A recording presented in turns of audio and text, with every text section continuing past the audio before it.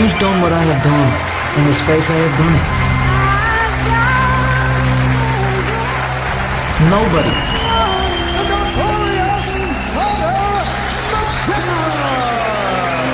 This place is on its feet. This kid's got something. I don't just knock them out, I pick the round.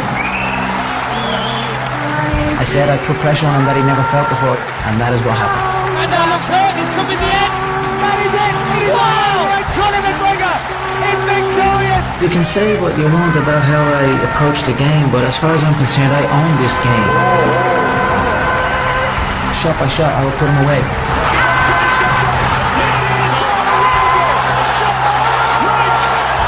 Make no mistake about it. Conor McGregor is for real. I said I'd knock him out in the first round, and I knocked him out in the first round.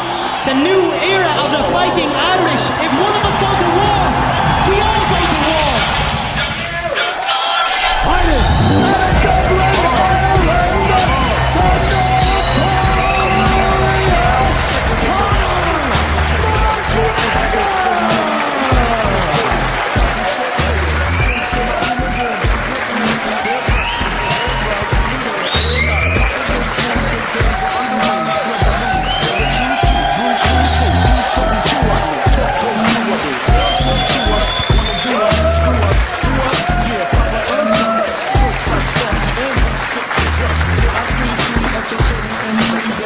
Conor, welcome to the show. Great to have you on.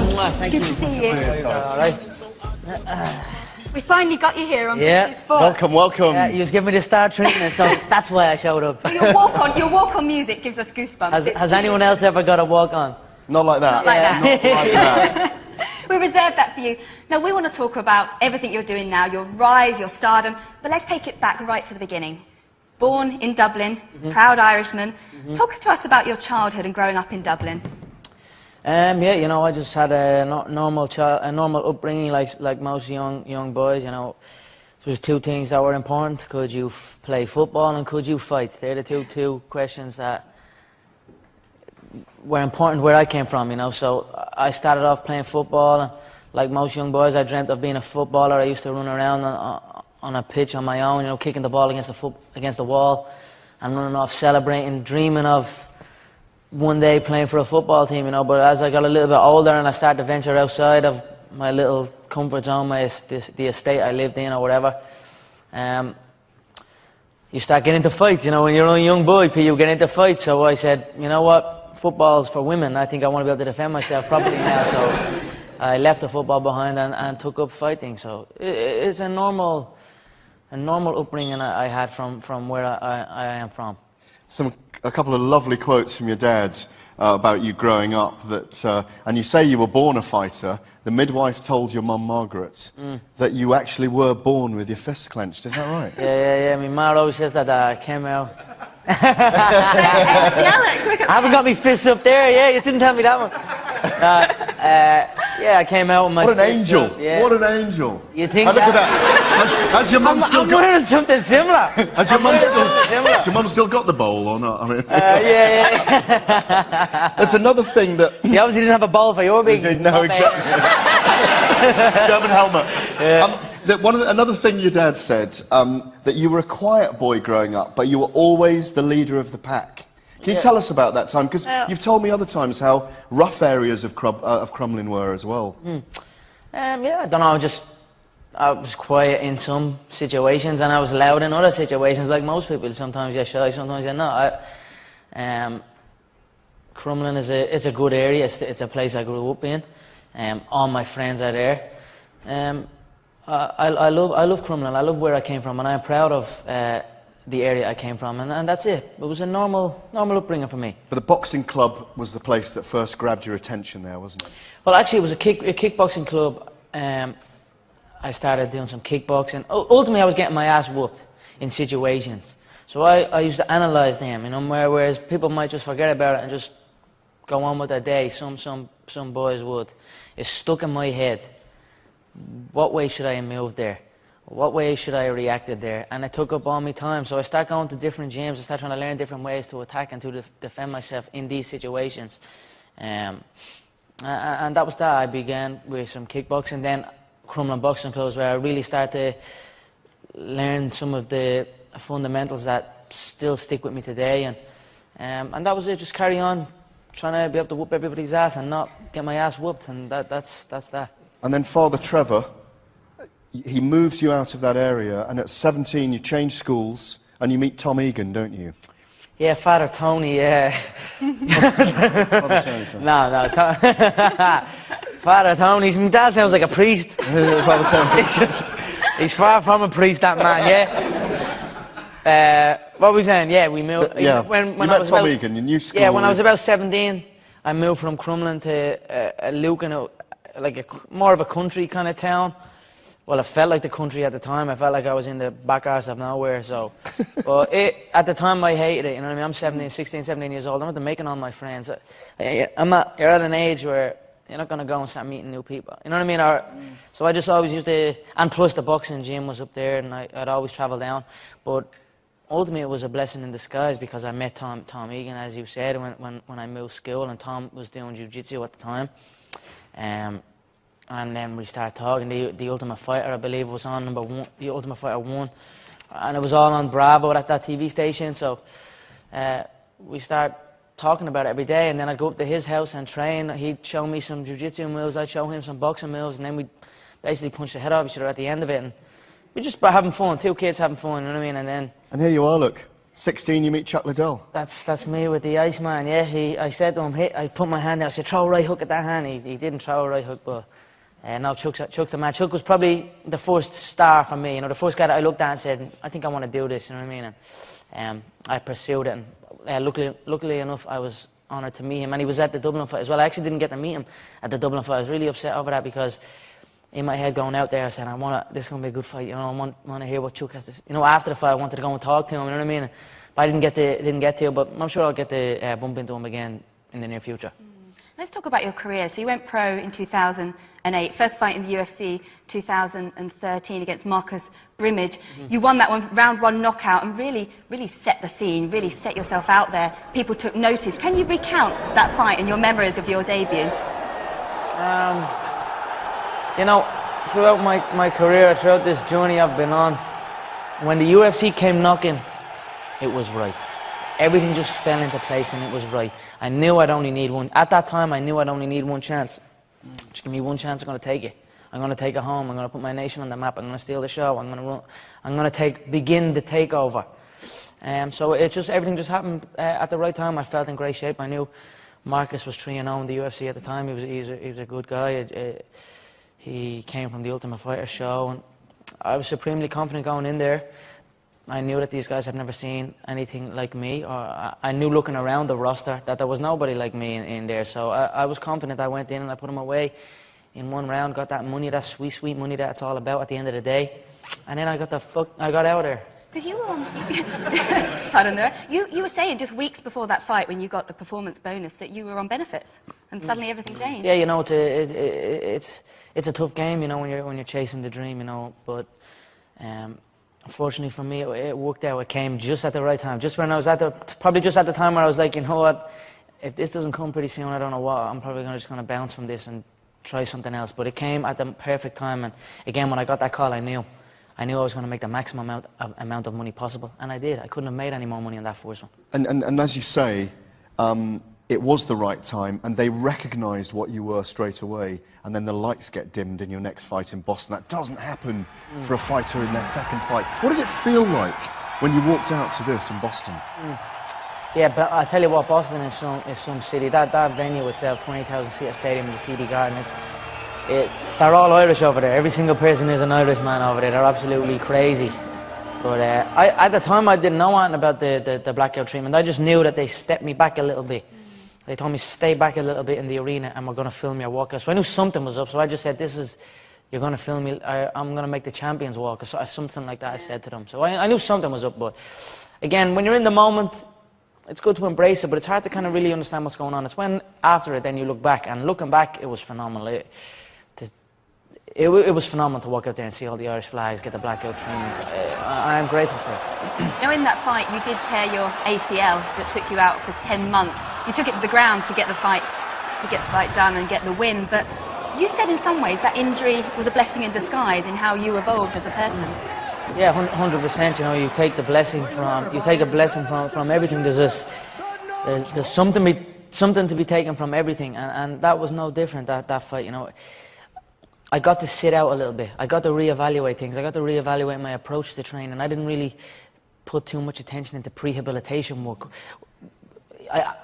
Still to this day, it's not my most favorite thing to do, but it's one of my most essential things to do is the warm-up. The warm-up and the warm-down is critical in this game, especially as you go on. And you can't be training in this game the way we train and just bounce in and out of the gym like I used to. I used to just go in, open the door, and jump in and do rounds. It's not good for your body. If you want longevity in this game, you've got to put time into your rehabilitation, put time into this, because it is as important as the actual training. So it taught me that. And then we got the first McGregor show, Dublin. It was just unbelievable. They announced you're fighting, the place sells out in less than an hour. It's just incredible. What did it mean to you to go to Dublin? I mean, it was incredible. I mean, look at these scenes, Conor. Talk us through them. What was going through you? Right there? Yeah. I wanted to get at him right there, to be honest. Backstage, we were going, it was a mad scene backstage. We were literally trying to get at each other. And he took out his flag, I took out my flag and took on my top, and he took off his top. It was you can't understand when unless you have made weight. It's a weird kind of feeling. There's a crazy amount of motion going through your body, and then you're face to face with a crazy Brazilian from the favelas, and he's in my hometown. So I was ready to kill. I was ready to kill there, you know. But it was phenomenal at the end of the day. It just felt right, you know. Coming back from the injury, I had built myself up. You know, I'd went at everyone in the division. I'd let it be known that when I come back from this. And here you are, look. You got under his skin before the fight even began. I mean, we were all there, we were all interviewing you, interviewing Brandao. And is that part of your strategy to almost win the fight before it's begun? Not necessarily. You got under his skin before the fight even began. I mean, we were all there, we were all interviewing you, interviewing Brandao. And is that part of your strategy to almost win the fight before it's begun? Not necessarily. I'm just speaking fact on the contest. I said how the contest would go, and that was that. You know, I judge it by what way it is. I feel what way the fight's going to go, and I don't set out to do anything. I just speak the way I feel at the time. It just happens to. I don't know. They look me in the eyes, and every time they do, they crumble, and I can see it, and they cannot hide it. Words can hide it, but the eyes can't lie. So. We saw you grow as a headliner in that Dublin event, but you went to Vegas then to fight Dustin Poirier. You're fighting number 5 in the division, and you are the headliner. I was out there with you, and you said, no, I'm headlining here. Dominic Cruz, Kat Zingano, Donald Cerrone, the champion Demetrius Johnson, but you still stole the show. There's a moment here when Dustin Poirier weighs in, where you flexed yourself, and I know it was a very funny moment when you kind of went across the stage to get in front of him. What's going through? Is it just you having fun? I'm enjoying it. At the end of the day, I'm dehydrated, I'm hungry, and I can't wait to get the fuck back. I can't wait to get backstage and get my food in. So I'm just running with it. But it's a crazy time, you know. But I'm just enjoying myself here out there, having fun on stage. He was flustered. I could see it. It was crazy the way he was reacting. It was humorous to me. But Conor, you talked the talk, and the way you walked the walk was just incredible. I don't want to say Anderson Silva-esque, because it was Conor McGregor. This was phenomenal. Clipped him around the back of the ear. The uppercut would have been the better shot there, to be honest. And you've called yourself Mystic Mac. I mean, you're predicting it, and you're delivering. Yeah, it's a beautiful thing. So you're going to do it and then going out and doing it. So, but he kept putting his finger in my face every time we came face to face in the media, and I kept trying to smack his finger out of the way. So don't get that finger out of my face. And then when we came face to face and it was fight time, I got him back and went like that. Yeah. So I had fun with that. I'm just having fun. I love this game. I love fighting. I love competing. It's something I love to do. But it's clearly a star's been born after that event, and you know you are central to the UFC right now. I'm the top dog, Garrett. You are. You are indeed. Well, time for a short break, but don't go anywhere, as we'll be back soon with loads more from Conor. And as we look ahead to UFC 179 this weekend, we'll also be joined by Conor's head coach, John Kavanagh.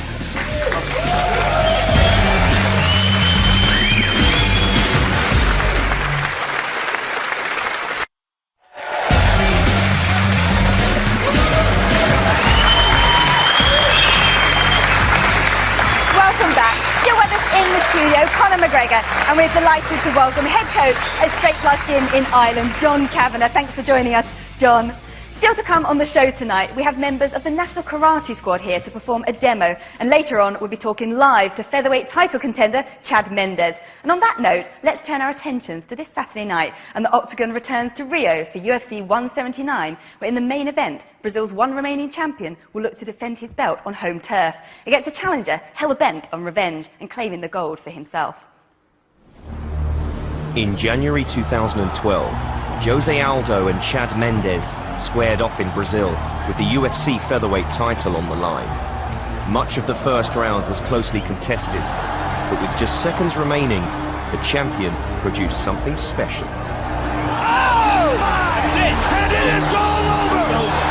They are swarming him now. Now the pair will meet in Rio once again, with the informed Mendes seeking retribution, while Aldo looks to maintain his place as one of the greatest fighters on the planet.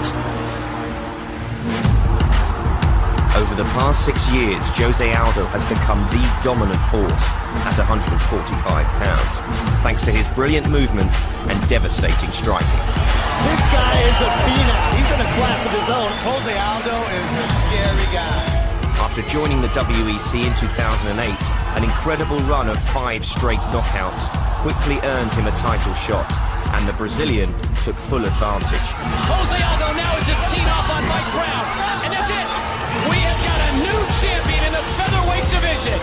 In 2010, Aldo was named the inaugural UFC featherweight champion, and he continued to look unstoppable, convincingly dispatching every contender. There's the power of Jose Aldo! Oh! Jose Aldo remains the UFC featherweight champion!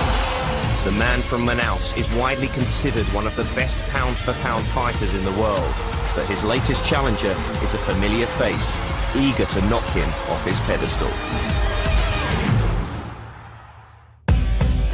Chad Mendes is a 2-time All-American wrestler, well-renowned for overpowering his opponents.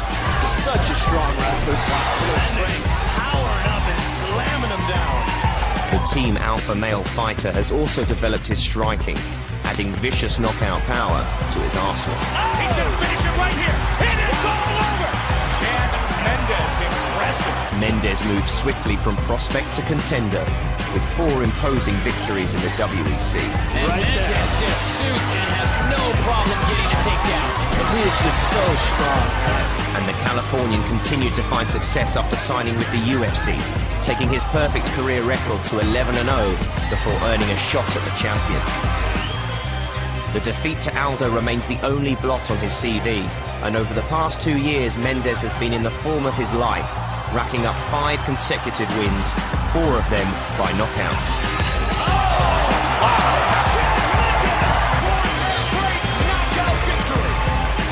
The 29-year-old once again finds himself as the top featherweight contender, and he'll be determined to go one step further and bring the belt back to Sacramento. Well, let's have a look at the Twitter poll updates. We asked who you thought would win on Saturday night, Aldo or Mendes. 83% there for Aldo. It's actually grown since the beginning of the show, so quite conclusive, I think. But let's look at the statistics, and here's their tail of the tape. Well, look, you know, the first fight was brilliant, brutally finished by Jose Aldo, of course. It's his 7th title defence. He's the last remaining non-American champion in the UFC. Genuine intrigue in this fight. It's the number 2 and the number 1 in the division. Conor will dispute that, of course. But Aldo is brilliant at everything. Jab, hook, low kick, knees. For me, guys, it's a really, really tough fight again for Chad Mendes. Very great welcome to you as well, John Kavanagh. Thanks very much. Can I get your view on how you see this fight? I don't think it's going to be a lot different than the first. I think Aldo's faced a much tougher competition since then. The guys that Mendes has beat are not the same style as Aldo. If anything, I think the fact that Mendes put so much time into a strike, and I think it might play against him, because he might try and go in and strike. I think he'll find himself short on those exchanges and then start panic shooting. So I'd go with Aldo with decision. Okay, and Conor, your take on this? Yeah, I agree with the same thing. I think Chad has focused a lot on his athletic ability, becoming a better athlete, but his athleticism was not what let him down in the first contest. It was his technical ability. So I see a similar contest. Again, Aldo has had the injury as well. He's been back and forth. He's had problems. There's been problems in the camp with Barao getting beat and then missing weight. They all play on the mind of a fighter. So it is interesting, but I still, in seeing how it plays out, I see second round stoppage again. Something very, very similar to the first contest. I can predict mine to precision, but it's hard for me to predict two other guys when really I'm only predicting what I will do to them, not what they will do to each other. There was a lot of discussion, Conor, about this incident here where Jose Aldo clearly held on to the octagon wall, the fence here. Do you think that affected, that was the first time he was about to get him down, he'd actually lifted him to slam him. Was there, do you think it affected the outcome? Yeah, I mean, it's hard to kind of say, you know. Mendes definitely looked up at the referee, so it definitely affected him. It was a look of fear, a look of, you could see I can't get him down, yeah. But he looked at the referee as, like, it was a help me kind of look in my eyes. So the referee, if I was a referee, I probably would have pulled that myself and maybe awarded a point. But it's hard in the moment, you know. Things like this happen. If anything, you should not look to the referee anyway. In my mind, the referee does not exist. I will never be hitting a man and look for the referee to step in and say he cannot take. You know, it's up to me to make it clear that he cannot take it anymore. So for me, the referee doesn't exist. But in the situation, I could probably see where people come from. But it's that expression John uses about you fight rent-free in your head, you fight referee-free as well, obviously. Yeah, 100%. You see a lot of the time that competitors come in and they will go to one knee and a guy will throw an up kick and they'll look to the referee and carry on the contest. There should be, in your mind, it should be pure. It should be unarmed combat in its purest form, and there is no one in there but you and him, and that's the way I approach it anyway. So. Okay, well, let's see how you fit in the division and look at the featherweight rankings. You're in there at number 5. And John, question to you: what do you think are the good stylistic matchups for Conor and those guys ahead of him? From number 10 to champion. They're all good matchups. And obviously, one of the things going on at the moment, obviously, Jose Aldo and Chad Mendes, Swanson and Edgar are already booked to fight each other. Ricardo Lamas is booked to fight Dennis Bermudez, obviously at UFC 180 in Mexico. There have been conflicting things from you guys in the last couple of weeks, couple of months. You say Conor's ready for the title shot. No one can dispute that at the moment, not after what happened in Vegas. And Conor, you've said, you know, maybe I will have another fight recently before I fight for the title. I am the #1 contender. It is simple. It's that simple, you know. I hold the key to the biggest attendance, the biggest gate, the football stadiums. I hold the key to that, and they know I hold the key to that. So I am the #1 contender. So I am in. For me, of course, I want to take another fight because I know what way it has gone in the past. The champion has pulled out of injuries and things get delayed. So I'm not holding back. I'm not sitting and waiting. Some people might want to sit and wait. Ultimately, I already envisioned the belt as mine. Now it's about the money. I want to get that money. So I want to take another fight. We have spoke. We won't say nothing, but we have spoke with Lorenzo, with Dana. Uncle Frank. Uncle Frank. It's actually the third, but there is a fourth as well. There is a fourth as well. But yeah, but we will see what happens. I am definitely looking to keep busy. Okay. You know, in this game, as long as you are fit, as long as you are healthy, get in and compete. Get in and get rich. You know what I mean? That's my approach on it anyway. Because anything can happen in this game and you could be sitting out. And maybe the fact that happened to me in the Holloway fight has given me that urge, you know, whereas other fighters would like to sit out and wait for the title shot. I am already, in my mind, the champion.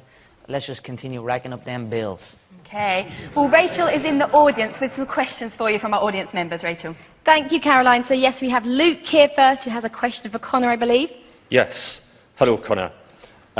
If you could fight anyone from history, alive or dead, who would it be? Who would it be? If I could what? Anyone from history. Alive or dead. What about them? Who would you fight? Might be a blind date. I don't know, you know. It would be really great if you could fight yourself. You know what I mean? Like if you would... Actually, but I want to ask you, who do you want to win out of Aldo and Mendes? As in, who's the best matchup for you? Again, personally, I've looked at both. I see both being... They're both different contests, but ultimately I feel confident in both. If it's I mean, I suppose I'd like Aldo to win because it would. If Chad wins, they may give him the rematch. But then again, they may not. Like I said, the highest gate, the highest attendance, the football stadiums.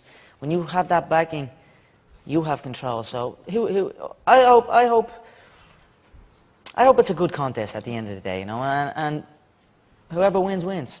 I am not in there at the moment. I am not in the fighting frame. So I will leave them to it. I'm going to go over there, toast a pina colada. You'll be there watching, won't you? Inside and enjoy myself, you know. Good stuff. Well, time for a short break, but stay with us as when we come back, we'll be joined by the National Karate Squad. Back very soon.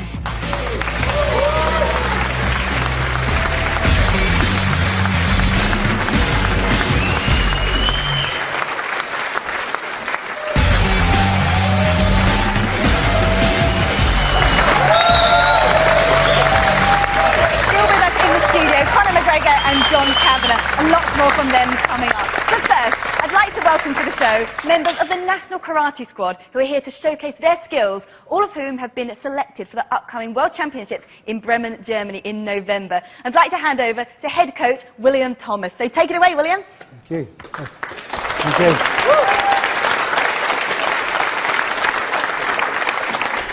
Okay, we're going to start out with a few key skills, you know, within karate. The first two, we've got Joe, red belt, national champion, Ryan, blue belt, Ryan J, 2 times European champion, start moving. And what we're looking at is just the timing. So one of the core skills that we look on is timing.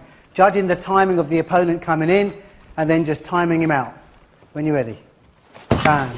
Okay, so just looking at that timing the run, whether it's to the face or to the body. And time. Okay, good, and relax. Next two, Jordan Thomas, red belt, European champion, national champion, Ross. Let's go, Ross. Now we're looking at the same timing, but now timing with the legs. So it's hitting a moving target and timing. So they come in quickly and counter and relax. Okay, ladies, Natalie Williams, world bronze medal, European silver medalist, Carla, and Kate, European bronze and silver medalists. Let's go. Okay, so Carla's now looking on the evasion skills. So just as they come out, just riding the technique, creating distance and just swapping them out the corner. Okay, switch. Now Natalie's going to work on the comeback from that.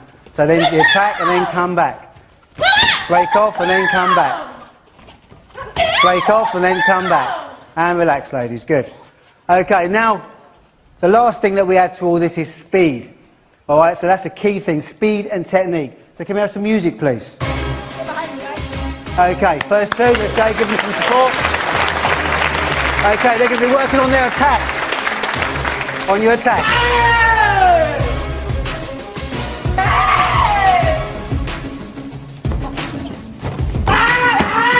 And relax, next two. Okay, distance and then spring.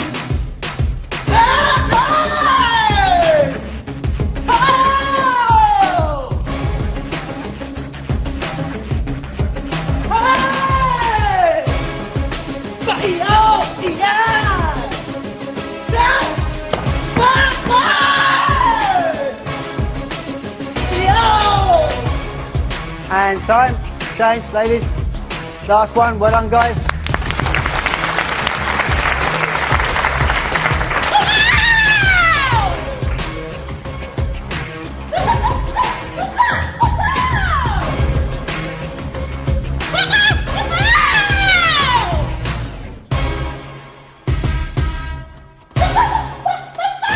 And time, and well done.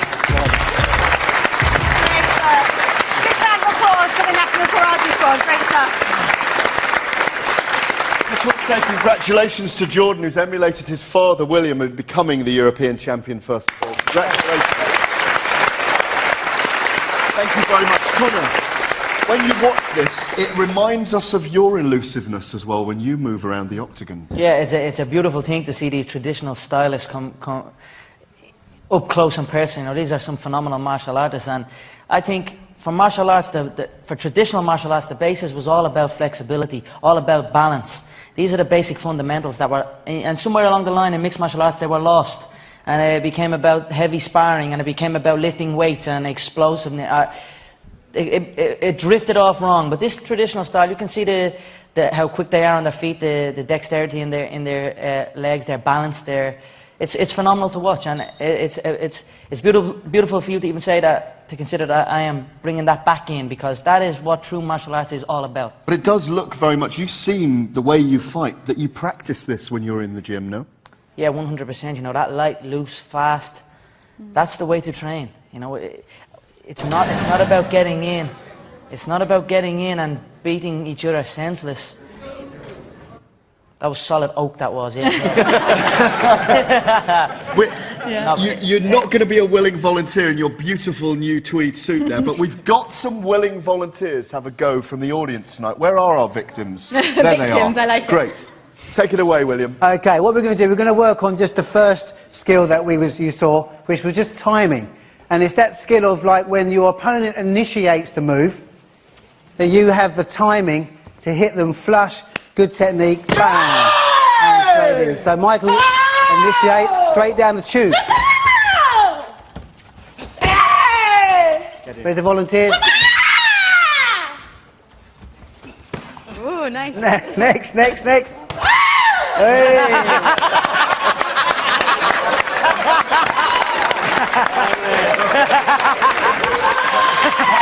Here comes Great work, guys. Gareth, come back here. Let's give a big hand to National Karate Squad and your World Championship star. World Championship in Germany. Good stuff. So 6th to the 9th of November in Bremen, Germany, World Championships. Yeah. Great stuff. Well, don't go anywhere, as after the break, we'll be joined live by one half of this weekend's main event at UFC 179, American Chad Mendes. Back soon.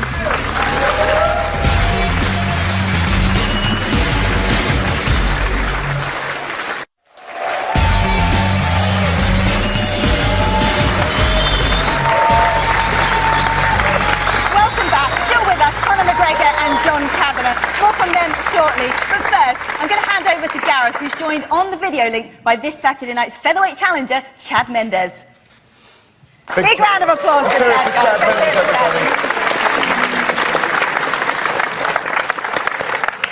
The oohs were in appreciation then, I assure you, Chad. How are you doing? Yeah, thank you. I'm doing all right, man. I just landed in Rio a few hours ago and just doing some media and trying to get everything situated. Listen, it's 33 months since you faced this guy the last time. Same city, you're after the same belt, but you've had 4 fantastic knockouts in 5 fights. What's going to be different this time around? I think there's a few things that are different from the first time I fought Jose.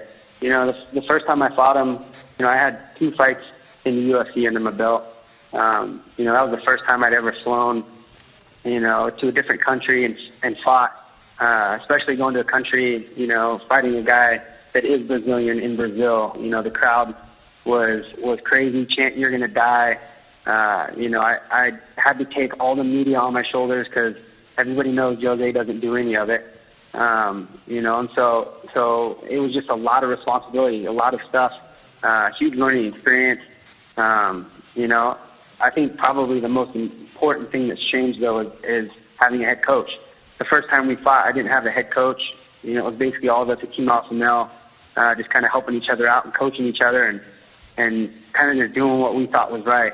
You know, we brought Dwayne Ludwig in and, you know, we had a head coach, you know, a system that we could trust in, that we could believe in. You know, and I think that makes a huge difference. You don't see, you know, world-class athletes or teams without a head coach. You know, we were so close so many different times to getting that belt, and, you know, there was something missing, and I think having the head coach was what it was. Chad. And, yeah, no, we appreciate that. Definitely does make a difference. I think you've called him a hermit crab in terms of the way he has to sell the fight as the champion and doesn't do so. Do you feel, given that you managed to get him to push you at the pre-fight press conference, that you've got in his head this time around a bit more? Oh, 100%. I mean, this is, you know, we've never seen Jose act like this before. You know, he's gone out in the media and wrote this big old long letter talking all kinds of crap about me. You know, I got in his face in the stare down and he shoved me and, You know, he's never acted like this. This is me in his head. This is exactly where I want to be. Is the key for you in this fight to take it late in the fight, test his heart, test his will, test his cardio, which you have superb levels of course? Yeah, of course. I mean, that's the ultimate, you know, goal, to get him in that later round. You know, he slows down quite a bit. You know, we know Jose is good at, you know, the stuff that he's been doing the last few fights. He's got a great jab, great hook, great low kick, you know, big uppercut. That's his bread and butter. You know, he's got big knees, and he doesn't like people in his face. He doesn't like, you know, the pace going anywhere other than where he wants it to go. And it takes a guy like me to get in there and push him out of his comfort zone, make him uncomfortable, and push him into those later rounds and test his will and test his heart. I know you're fighting Jose Aldo on Saturday night. I've got to throw this at you because Conor's here in the studio. Do you have a message for Conor? Yeah, I mean, here's my outlook on. First off, Conor, how tall are you, buddy? 5'9". All right, I'm 5'6". You're 5'4" at least. 3 inches taller than me, buddy. 5'4" at least. You should stand up because we can barely Yeah. see you on the screen. Yeah, all right. This is the way I look at Conor. Conor, when I look at Conor's a big talker. Conor's brought so much attention to this division, so much attention to the UFC recently. He's talked his way all the way up to the top. When I look at Conor, I see dollar signs in my bank account. You know, Conor, I match up horrible for this guy.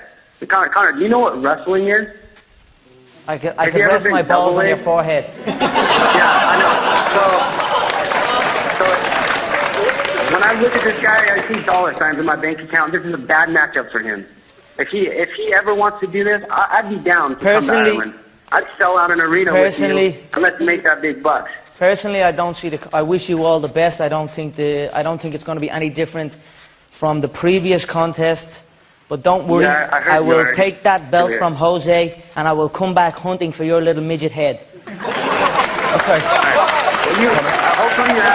Hopefully you bring your lucky charms and you sit in your third row and watch this excellence go down. This is going to be a perfect execution. I'm sitting in the front row, yeah? I'm not even in the Fighters Hotel. I'm in the Fertitta Hotel, yeah? In the suite on the Copacabana. So you enjoy your time in the Fighter Hotel. I'm sure you talked I'm your front way up row, to this baby. too, so. Conor, you keep talking your mouth, you keep running your mouth, keep talking. Chad, and then we're going to settle it in the Octagon. Chad, whether it's for a title or not, I'm going to beat your ass. Chad, unfortunately we're live. We'd love this to go on for hours because everybody's enjoying it. We will see this down the line with you two for sure. Oh, yeah, Thank this you is gonna both happen, for so sure. much. Best of luck on Thank you, Chad. Saturday Good night, luck on Chad. Saturday. Thank Chad, you very thank you, much. everybody. Well done, Chad. Thank you.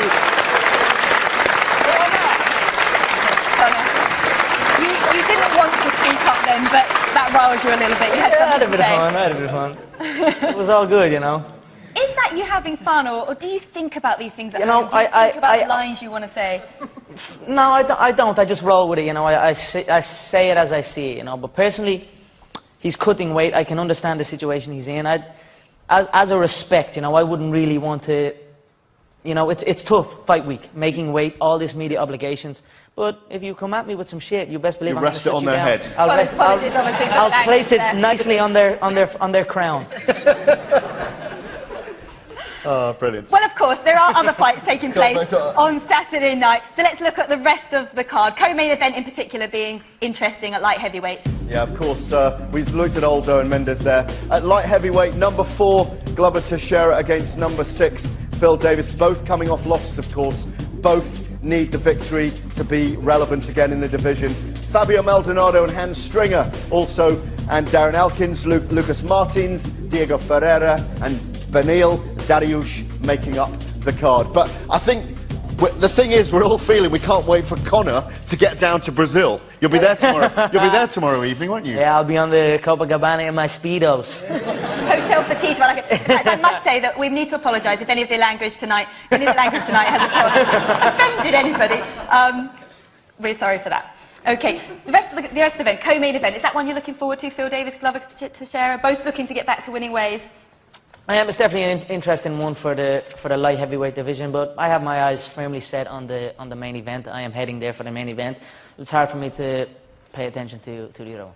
Absolutely. Let No, me- John, let's... yeah. I was just gonna going say, to bring John into this. You know, it's the Conor McGregor show, as ever. This is the Conor McGregor show tonight. But, John, let's talk a little bit about... You've been responsible with SBG Gym for bringing through a new generation of fighters. Lorenzo Fertitta recently talked about 20 years, a new generation. You've got these guys. You've brought them through. What has it meant to you in real terms to have people like Conor coming through as he has, Cathal Pendred, Aisling Daly, Paddy Houlihan, all these guys coming through? What's it meant in real terms to you in the gym?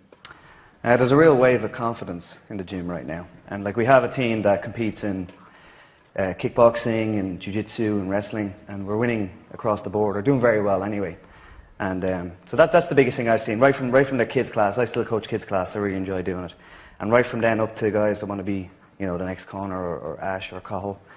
Just belief that they can do it, whereas maybe a couple of years ago, the idea of an Irish guy being a high-level UFC fighter, maybe nobody would have believed that was possible. It was the Brazilians or the Americans, and now we're starting to bring in our own wave. How did that make you feel with that poster in O'Connell Street in the centre of Dublin, your people? What did it mean to you, John? Yeah, those 4 guys have been with me since mid-teens, late teens. We can't wait for the statue. And Conor, how's life changed for you and for your family? I mean, they must have experienced these changes with you. Oh, 100%, you know, they all came to Vegas, they had money in their pocket, they had fresh new clothes. It's a good thing to be able to give back to the people that have supported me, and we had a good time in Vegas, and the good times keep rolling, so we're going to keep going, keep that tunnel vision, keep with my coach from day one, like I said. I own Chad's situation where he spoke about he had no coach, and I am grateful that I have my coach John, and I've been with him from day one, and I think we are an untouchable team, you know. It's scary for other people to come and face something like that, so I am grateful, and let the good times roll. You won't even face Garth Brooks as a rival because you'll knock him out by filling out Croke Park as well. I think you called, there you go, forget about Garth Brooks, I'll sell out Croke Park. Well, that's not what I said, but it's something similar. I said I'd sell out Croke Park faster than Garth Brooks is what I said. I'm sure you would. And I will, mark my words. How realistic is that? Is that something, you know, you've shifted the paradigm with the UFC saying they'll go outside for you in Ireland. You know, how realistic is that? Is that next summer? Is it? It's a sign, I'm a signature away. Yeah, that's how real it is. So it's there.